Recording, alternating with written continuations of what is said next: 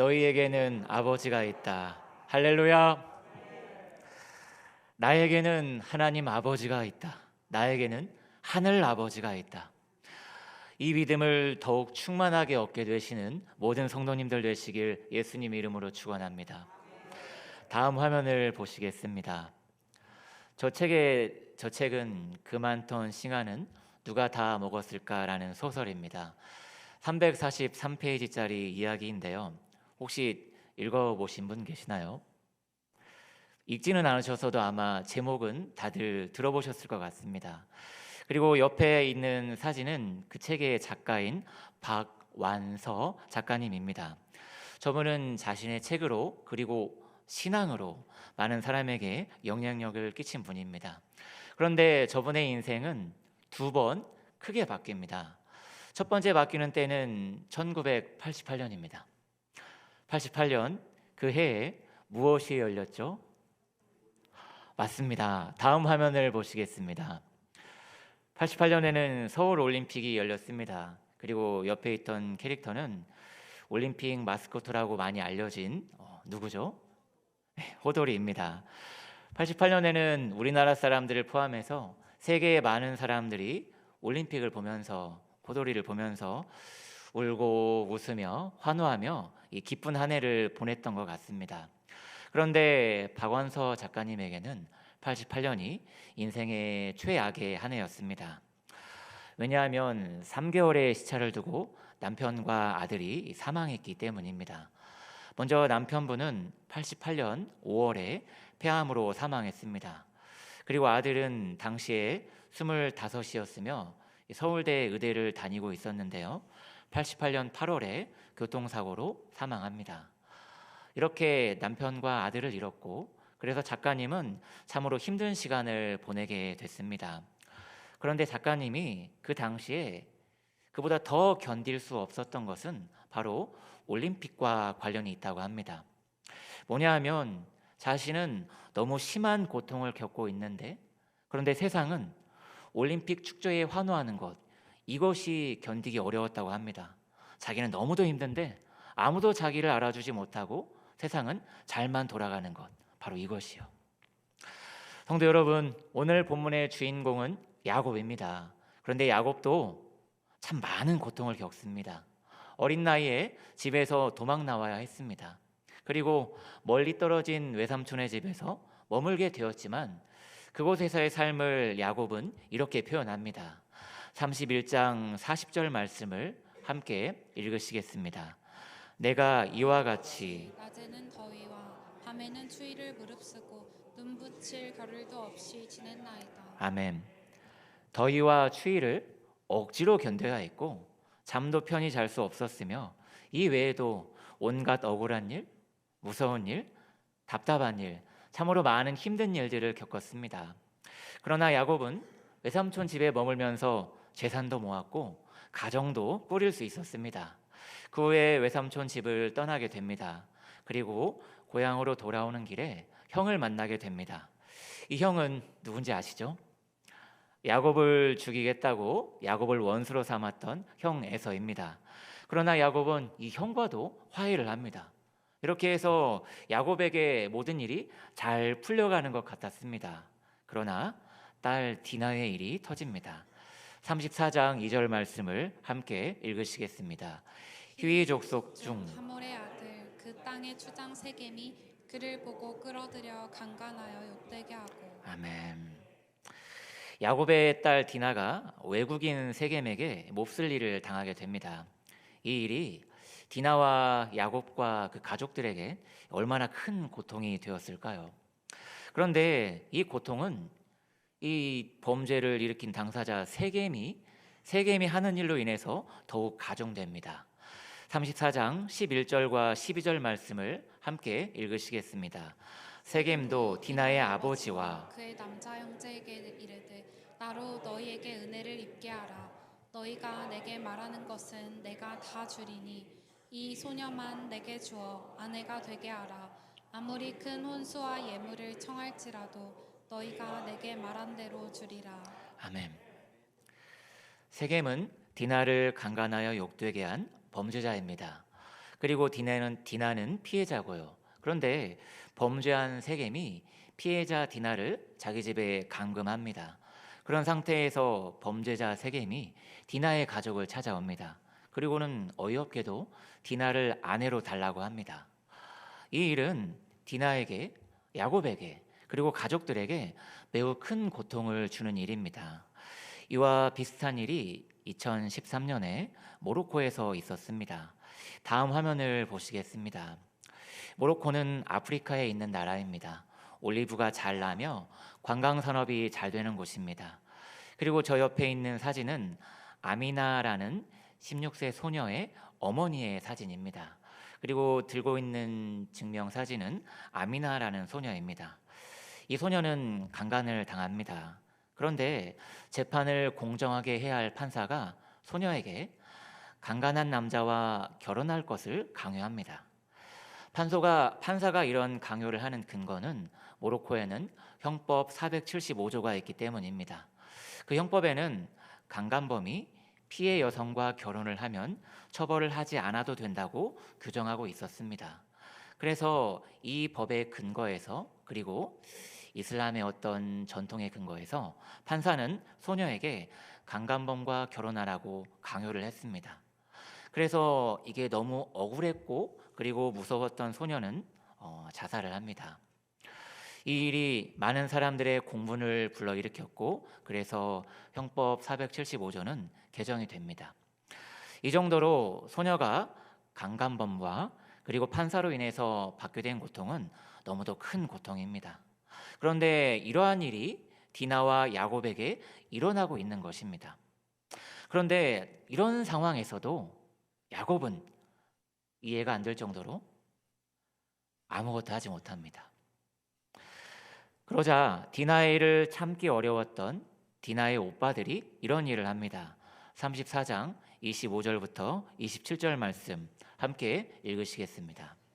제3일에 아직 그들이 아파할 때에 야곱의 두 아들 디나의 오라버니 시므온과 레위가 각기 칼을 가지고 가서 몰래 그 성읍을 기습하여 그 모든 남자를 죽이고 칼로 하물과 그의 아들 세겜을 죽이고 디나를 세겜의 집에서 데려오고 야곱의 여러 아들이 그 시체 있는 성읍으로 가서 노략하였으니 이는 그들이 그들의 누이를 더럽힌 까닭이라. 아멘. 야곱의 아들들이 범죄자 세겜에게 복수를 합니다. 그런데 적당히가 아니라 상당히 크게 복수를 합니다. 먼저 세겜은 그 땅의 추장이었습니다. 세겜이라는 성읍을 다스리는 막강한 실력자였습니다. 그렇기 때문에 세겜에게 쉽게 복수할 수는 없습니다. 그래서 야곱의 아들들은 속임수를 사용합니다. 속임수를 써서 세겜과 그 성읍 사람들에게 할례를 받게 합니다. 이 할례는 포경수술을 의미하는데요. 할례를 받으면 고통이 심하고 거동이 어려워집니다. 그래서 다 낫기 전에는 전투를 하는 것이 어렵습니다. 바로 이 점을 야곱의 아들들이 이용한 것입니다.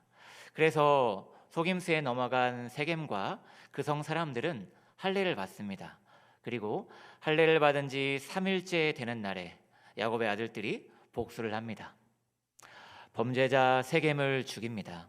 그러나 거기에서 끝나지 않습니다. 세겜의 아버지도 죽입니다. 그리고 세겜에 사는 모든 남자들을 다 죽입니다. 누군가의 아버지, 누군가의 아내 다 죽입니다. 그리고 세겜 사람들의 재산을 다 빼앗습니다.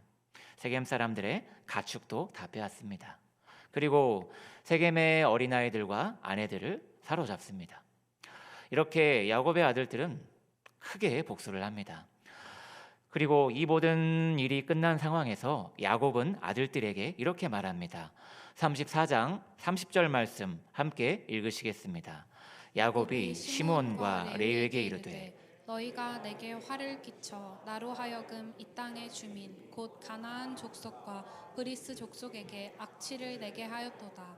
나는 수가 적은즉 그들이 모여 나를 치고 나를 죽이리니 그러면 나와 내 집이 멸망하리라. 아멘.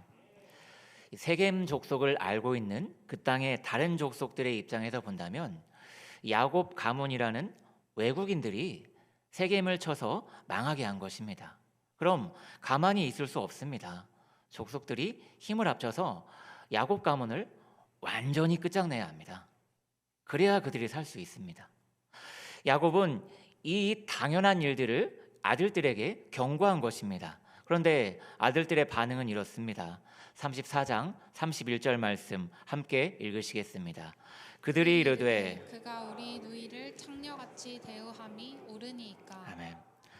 아들들의 말이 틀린 말은 아닙니다. 그러나 이 말 속에는 아버지에 대한 공격적인 의미가 담겨져 있습니다. 아버지, 디나가 창녀의 대우를 받았는데 당신은 뭐 하십니까? 당신이 하지도 못하는 복수를 우리가 했으니까 가만히나 계세요. 아들들의 말은 아버지를 아주 많이 무시하는 공격적인 말입니다. 성도 여러분, 야곱은 이 평범한 위치에 있는 사람이 아닙니다. 야곱은 하나님 가문의 가장이며 하나님 가문의 대표입니다. 그런데 야곱이 지금 어떤 일을 당하고 있나요? 디나가 몹쓸 일을 당합니다. 그러나 대표 야곱은 이 사실을 알았지만 아무것도 못합니다. 그리고 범죄자 세겜이 찾아와서 디나를 아내로 달라는 이 분노를 일으키는 말을 합니다. 그러나 대표 야곱은 이때에도 아무것도 하지 못합니다. 그리고 참지 못한 아들들이 세겜성 하나를 망하게 만듭니다. 그런 후에 돌아와서 대표 야곱에게 이렇게 말합니다. 야곱이시여, 디나가 몹쓸 일을 당했건만 당신은 아무것도 못했습니다. 그러니까 가만히나 계세요. 성도 여러분, 자녀가 어려운 일을 겪으면, 자녀가 나쁜 일을 당하면 가장 고통스러운 사람은 부모일 것입니다. 자녀보다 부모가 더 아플 것입니다. 야곱도 마찬가지입니다. 디나의 일로 가장 고통스러운 사람은 부모 야곱일 것입니다. 그러나 야곱은 아무것도 못합니다. 세겜이 와서 정신 나간 말을 하고 아들들이 가서 복수를 한다며 성 하나를 망하게 하고 그 아들들이 아버지의 권위에 도전하고 그래도 야곱은 아무것도 못합니다. 그런데 바로 이때 하나님이 야곱을 찾아오십니다. 35장 1절 말씀 함께 읽으시겠습니다. 하나님이 야곱에게 이르시되 일어나 베델로 올라가서 거기 거주하며 내가 내 형에서의 낯을 피하여 도망하던 때에 내게 나타났던 하나님께 거기서 제단을 쌓으라 하신지라. 아멘. 성도 여러분, 이제부터는 하나님이 하시는 일에 집중하시기 바랍니다. 야곱은 어릴 적에 형에게서 도망할 때 베델에서 하나님을 만났습니다. 어찌할 바를 모르던 야곱에게 하나님 말씀하십니다. 너와 함께하며 너를 인도하며 다시 고향으로 돌아오게 하겠다. 이 말씀을 믿은 야곱은 하나님에게 이렇게 서원합니다. 나를 다시 고향으로 평안히 돌아오게 하신다면 내가 이 베델로 돌아와서 하나님 예배하겠습니다. 그런데 이 소원을 야곱이 기억하고 있었는지는 모르겠습니다. 그러나 하나님은 기억하고 계셨습니다. 그리고 야곱이 한 소원을 이루도록 하나님이 도우시는 것입니다. 본문에서 하나님 말씀하십니다. 야곱아, 베델로 가서 제단을 쌓으라. 너의 소원을 이루라. 그런데 하나님 말씀을 들은 야곱의 반응이 놀랍습니다. 그동안 야곱 어떠했나요? 디나의 사건 이후로 무엇을 했나요? 주도적이했나요? 당당했나요? 권위가 있었나요? 전혀 아닙니다. 야곱은 디나 사건 이후로 아무것도 못하는 무능력한 인물이었습니다. 그런데 하나님 만난 이후로, 그 사건 한 번 이후로 야곱은 자기의 모든 것을 회복합니다. 35장 2절과 3절 말씀 함께 읽으시겠습니다. 야곱이 이에 자기 집안 사람과 자기와 함께한 모든 자에게 이르되 너희 중에 있는 이방 신상들을 버리고 자신을 정결하게 하고 너희들의 의복을 바꾸어 입으라. 우리가 일어나 베델로 올라가자. 내 환난 날에 내게 응답하시며 내가 가는 길에서 나와 함께하신 하나님께 내가 거기서 제단을 쌓으려 하노라 하매. 아멘. 야곱이 지금 정보를 전달하는 게 아닙니다. 아주 권위 있게 지시를 내립니다. 이방 신상들을 버리라. 몸을 씻으라. 새 옷을 입으라. 그리고 베델로 돌아가서 하나님을 예배하자. 방금 전까지만 해도 야곱의 말은 무시를 당했습니다. 그런데 이렇게 야곱이 지금 지시를 내렸는데 이제는 어떤 반응을 보일까요? 35장 4절 말씀을 함께 읽으시겠습니다. 그들이 자기 손에 있는 모든 이방 신상들과 자기 귀에 있는 귀고리들을 야곱에게 주는지라. 야곱이 그것들을 세겜 근처 상수리나무 아래에 묻고. 아멘. 창세기 31장에는 이방 신상인 드라빔에 얽힌 이야기가 나옵니다. 외삼촌 라반은 그 드라빔을 되찾으러 야곱을 쫓아왔었습니다. 그리고 야곱의 아내 라헬은 하나님 가문의 대표였던 야곱, 그의 아내 라헬은 그 드라빔을 빼앗기지 않으려고 속임수까지 썼습니다. 아버지까지 속였죠. 그만큼 이방 신상에 대한 기대가 매우 컸던 시대이며 그래서 신상을 버리는 일은 쉬운 일이 아니었습니다. 그러나 야곱의 말을 듣고 다들 버립니다. 야곱의 권위가 한 번에 회복된 것입니다. 그리고 35장 5절 말씀을 함께 읽으시겠습니다. 그들이 떠났으나 하나님이 그 사면 고을들로 크게 두려워하게 하셨으므로 야곱의 아들들을 추격하는 자가 없었더라. 아멘. 세겜이 망한 것은 그 지역을 사는 다른 부족들에게는 형제가 망했다는 의미입니다. 그냥 넘어갈 수 없는 일입니다. 디나가 당했을 때에 디나의 오빠들이 참지 못했던 것처럼 세겜이 망한 것은 다른 부족에게는 참을 수 없는 일입니다. 그러나 하나님이 다른 이방 부족들을 크게 두렵게 하셔서 아주 꼼짝도 못하게 하셔서 아무도 야곱을 추격하지 못하게 하셨습니다. 그리고 35장 6절과 7절 말씀 함께 읽으시겠습니다. 야곱과 그와 함께한 모든 사람들이 가나안 땅 루스 곧 베델에 이르고 그가 거기서 제단을 쌓고 그곳을 엘 베델이라 불렀으니 이는 그의 형의 낯을 피할 때에 하나님이 거기서 그에게 나타나셨음이더라. 아멘. 야곱이 베델로 돌아왔습니다. 그곳에서 하나님을 예배합니다. 이렇게 해서 야곱은 자기의 소원을 갚았습니다. 그런데 단지 약속을 지켰다는, 소원을 갚았다는 이 정도가 아닙니다. 성도 여러분, 야곱은 이번에는 예전과 다릅니다. 야곱은 형을 피해서 도망가던 그때에는 베델에서 혼자 예배했지만 지금은 많은 가족들과 함께 하나님을 예배합니다. 그리고 이 모든 일을 하나님께서 하신 것입니다. 하나님께서 야곱이 그 청소년 시절에 했던 소원을 이루도록 야곱을 지키시고 야곱과 함께 하시며 야곱을 여기 베델까지 인도하신 것입니다. 이렇게 일하신 우리 하나님 아버지를 찬양합니다.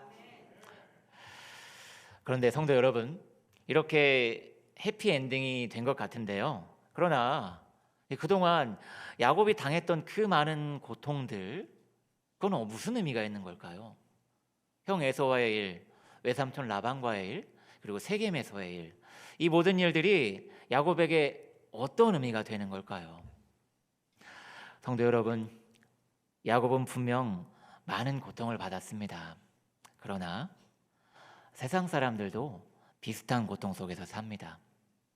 다른 사람들 말고 세겜 사람들을 생각해 보시기 바랍니다. 세겜 사람들은 하루아침에 모든 아버지가 눈앞에서 죽었습니다.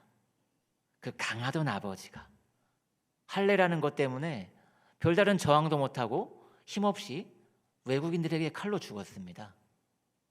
그리고 그들이 평생 동안 쌓아온 재산 다 빼앗겼고요.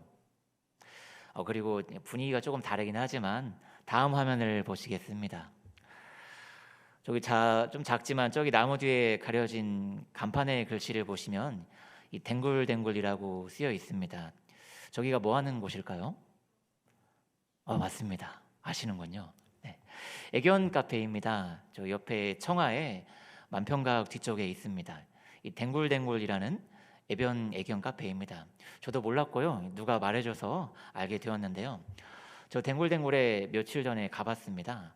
가서 둘러보고 물어도 봤더니 작년 10월, 11월부터 영업을 시작하셨고요.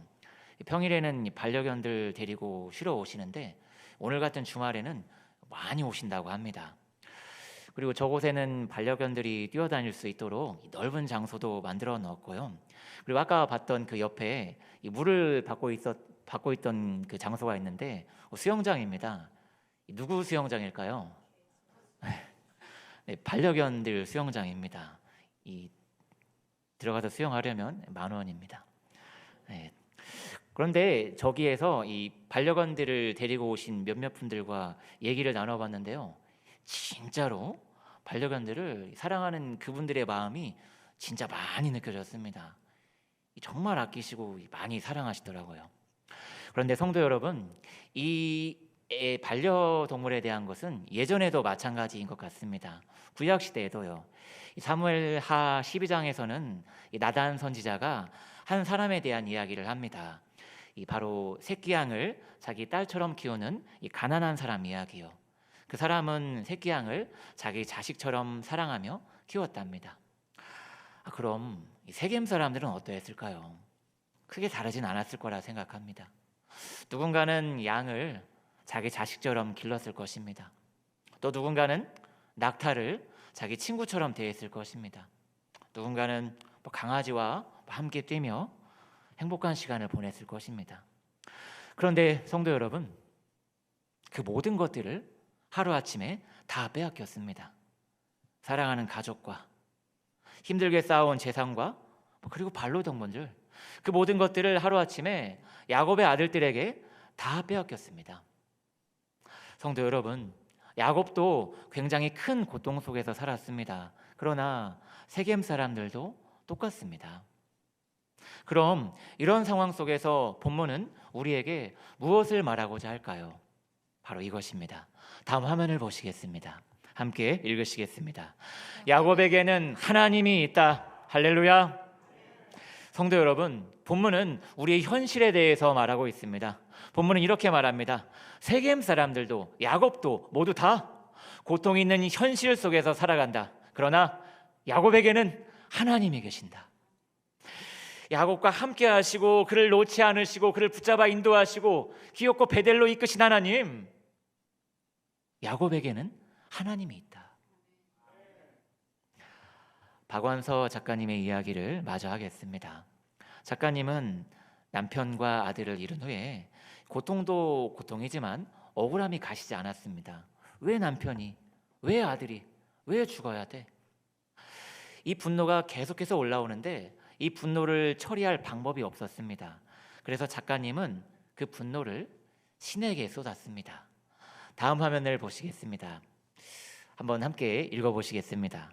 온종일 신을 죽였다. 죽이고 또 죽이고 100번 고쳐 죽여도 죽일 여지가 남아있는 신. 증오의 마지막에 극치인 살이, 내 살이를 위해서도 당신은 있어야 돼. 작가님은 신을 원망하고 신에게 욕하고 신에게 분노를 쏟으면서 하루하루를 버텼습니다. 이 분노를 쏟을 대상이 없었기 때문에 신을 원망했던 것입니다. 긴 시간 동안요. 그러나 이 과정 속에서 작가님은 하나님을 인격적으로 만나게 됩니다. 다음 화면 보시겠습니다. 함께 읽으시겠습니다. 그 고통의 순간을 지나올 때에 하나님이 계셨다는 것이 얼마나 고마운지 모른다. 나의 원망을 받아줄 하나님이 안 계셨다면 오늘의 나는 존재할 수 없을 것이다.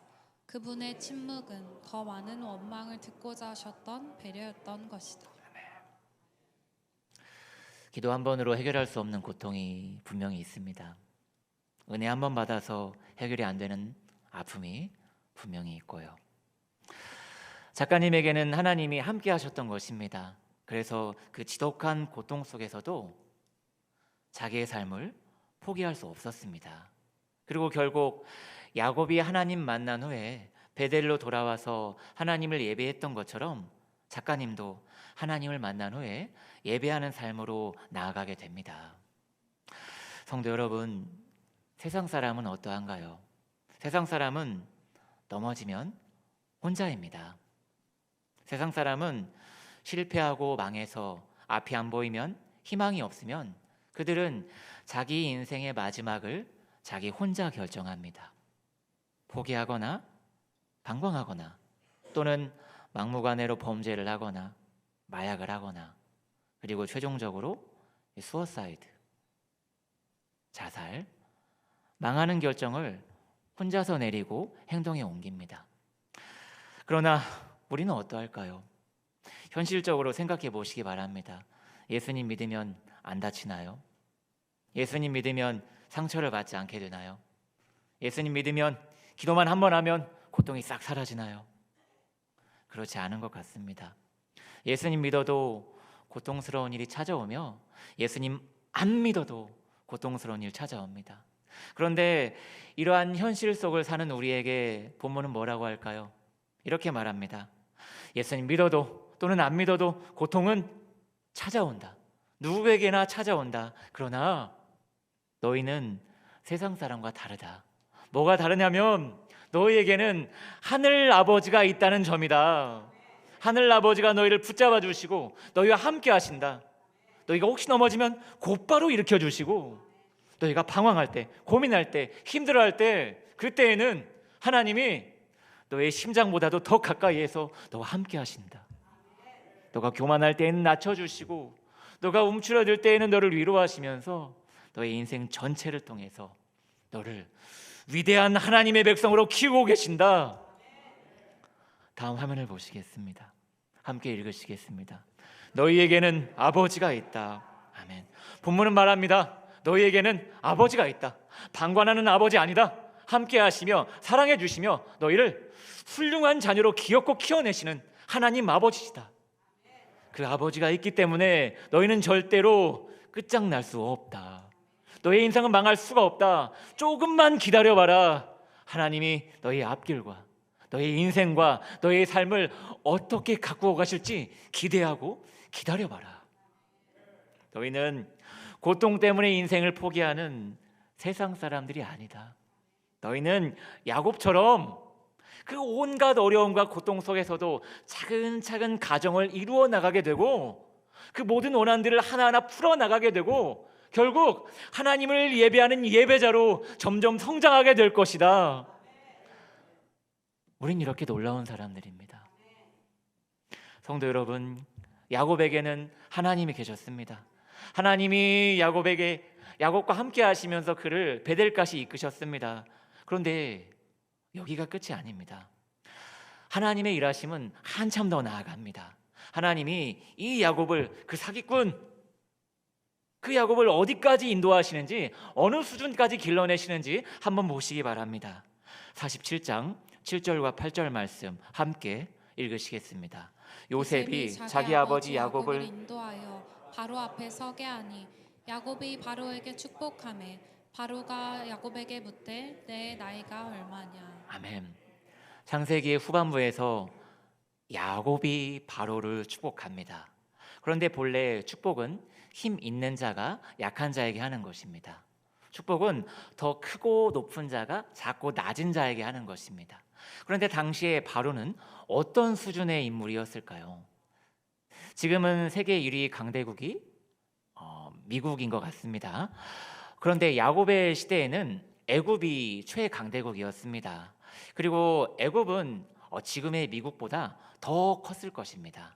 아마도 지금 1, 2, 3위가 미국, 러시아, 중국 이것으로 알고 있는데 이 세 나라를 합한 것보다도 더 강대국이 애굽이었을 것입니다.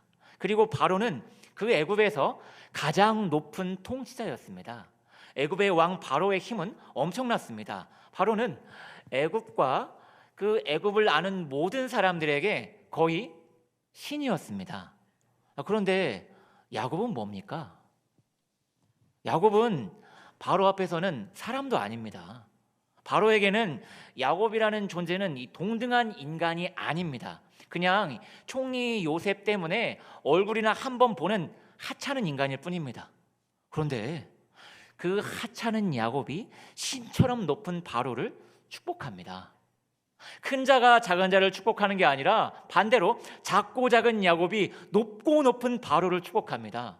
그래서 바로는 어이가 없는 겁니다. 야곱이 뭔데 나를 축복해? 바로는 하도 어이가 없어서 야곱에게 이렇게 말합니다. 내 나이가 얼마냐? 무슨 야곱이 노인인 것을 몰라서 물어봤을까요? 아닙니다. 바로는 나이를 묻고 있는 게 아닙니다. 야곱, 네가 도대체 뭐길래 나 바로를 축복해?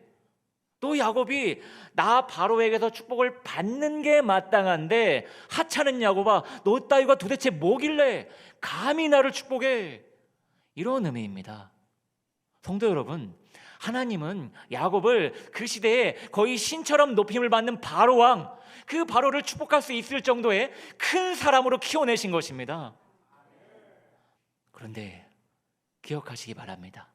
이 야곱을 바로보다 큰 사람으로 키워내신 하나님이 우리의 누구십니까? 다음 화면을 보시겠습니다. 함께 읽으시겠습니다. 너희에게는 하나님이 우리의 누구신가요? 본문은 말합니다. 하나님의 자녀들아, 삶이 고통스럽냐? 너희에게는 누가 있다고? 아버지요. 공부가 힘들고 혹시 성적이 아직 안 나오냐? 앞이 안 나오냐? 너희에게는 누가 계시다고? 아버지가 있다. 신앙이 힘드냐? 예배가 힘드냐? 믿음이 혹시 흔들리냐? 너희에게는 누가 계신다고? 아버지가 계신다. 성도 여러분, 다시 한번 힘을 내시기 바랍니다.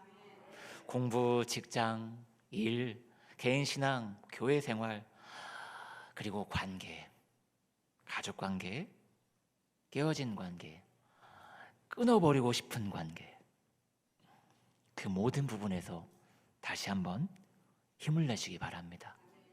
우리는 그래도 됩니다. 왜냐하면 우리에게는 하늘 아버지가 계시기 때문입니다. 고통을 떠날 수 없는 각자의 현실, 아무에게도 말할 수 없는 그 현실 속에서 나에게는 하늘 아버지가 있다는 이 믿음 붙잡고 사시기 바랍니다. 이 믿음 통해서 하나님이 우리를 정말 더더욱 큰 자로, 더더욱 너그러운 자로, 세상에서 가장 높은 바로왕, 그런 자들을 축복할 수 있을 정도의 크고 넓고 깊고 두터운 하나님의 사람들로 우리를 길러내실 것입니다. 함께 오 신실하신 주 찬양하시겠습니다. 성도 여러분, 한번 따라하시기 바랍니다. 나에게는 아버지가 있다. 나에게는 하늘 아버지가 있다. 할렐루야. 이 믿음 가지고 이번 한 주간도 이 눈에 좀 더 사랑을 담고 각자의 입술에 좀 더 따뜻함을 담아서 하나님을 아버지로 둔 큰 사람의 삶을 넉넉히 살아내시는 모든 성도님들 되시길 예수님 이름으로 축원합니다.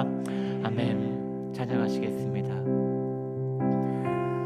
하나님 한 번도 나를 실망시킨 적 없으시고 언제나 공평과 은혜로 나를 지키셨네. 지나온 모든 세월들, 지나온 모든 세월들